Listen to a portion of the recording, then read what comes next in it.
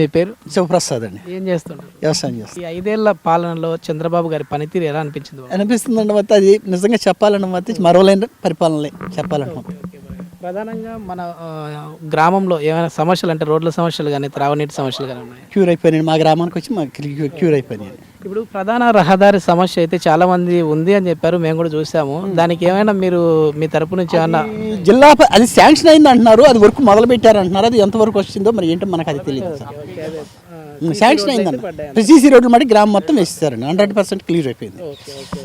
ఇంకా ఆయన ప్రవేశపెట్టిన పథకాలు, టీడీపీ వారు ప్రవేశపెట్టిన పథకాలు ప్రజలకు అందరికీ అందుతున్నాయి? అందిని ఆయన పూర్తిగా 100% అందిని. కాకపోతే అది విశ్వాసం ఉంటే ఆయన ఓటేయగలుగుతారు.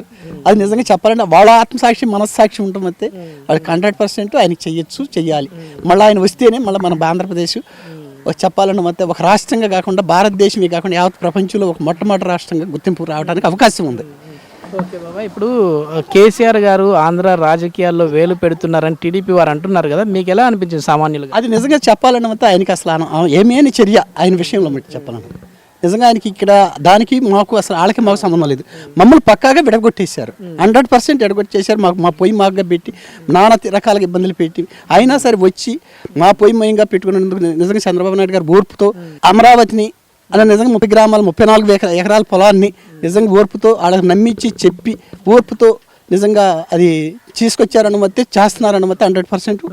ఇక్కడ లోకల్గా కొడాలి నాని గారి పనితీరు, మీ ఎమ్మెల్యే గారి పనితీరు ఎలా అనిపిస్తుంది అంటే నేను చెప్పాలంటే మొత్తే ఆయనకున్న దాంట్లోనైనా ఏ గ్రామానికి ఆయన ఏమి చేయలేకపోయారు గత 5 సంవత్సరాల్లో. చెప్పాలంటే మా గ్రామానికి ఇవాళ వచ్చారు, ఈ రోజే వచ్చారు. ఆయన గెలిచి వెళ్ళిన తర్వాత ఈ రోజే వచ్చారండి. ఓకే బాబా, ఈసారి వచ్చేసేసి టీడీపీ తరపు నుంచి దేవినేని అవినాష్ గారు పోటీగా ఉన్నట్లున్న తెలుస్తుంది. ఆయనే ఇప్పుడు ఈసారి పోటీ.